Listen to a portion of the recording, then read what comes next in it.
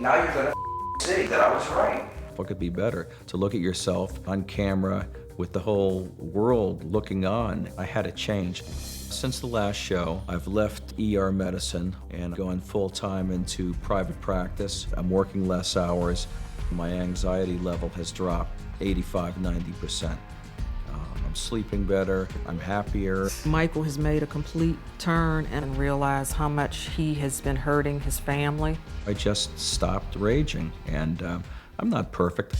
Yesterday, Lauren was here, and I kind of snapped at her. You are like a bimbo.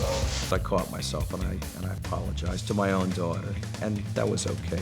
He doesn't yell like at all anymore. He'll talk instead of screaming. Enough piercings, that's enough. Yelling at these kids never did anything except just push them away.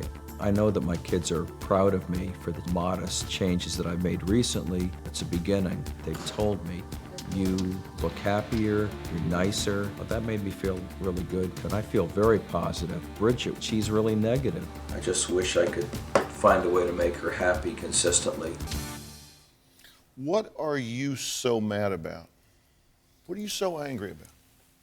Just because I feel like the kids, they lie on me, they lie on both of us.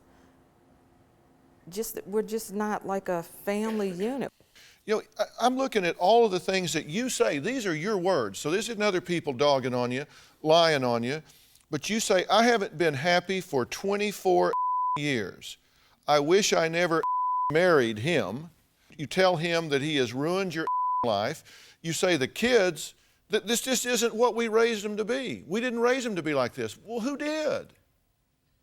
You talk about the kids like you had nothing to do with it.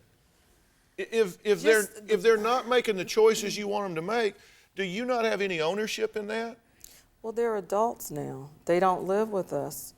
You've been raising adults since they were born. True. You've taught them how to think. You've taught them how to reason. You've taught them accountability or not.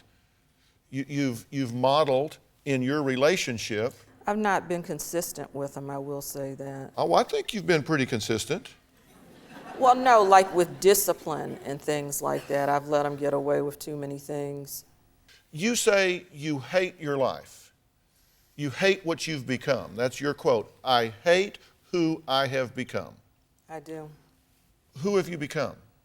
This horrible person who's depressed, who can't get the shopping under control, who feels like her kids are all screwed up.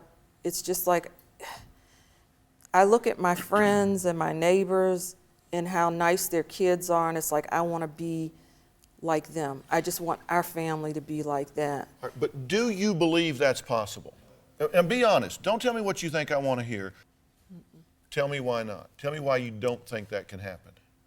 Because they don't want to change. They're not willing to really change and to help themselves. And we've been in therapy and we've been doing really good. And I think with the changes that they've seen with Michael and myself, they just, like they say, oh, it's short-lived, you'll go back to the way you were. And look, don't you think they've earned a little skepticism? yeah. Every time I ask you about what's going on and what the reasons for it are in your assessment, you talk about they're screwed up, they're irresponsible, they're worthless, he's unresponsive, he's a bad husband, even the addiction.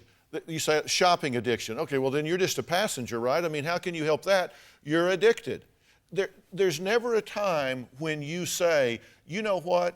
The only person I control is me. I can inspire others, I can influence others, but the only one I can make different choices for is me, and I'm gonna clean my house before I start taking everybody else's inventory.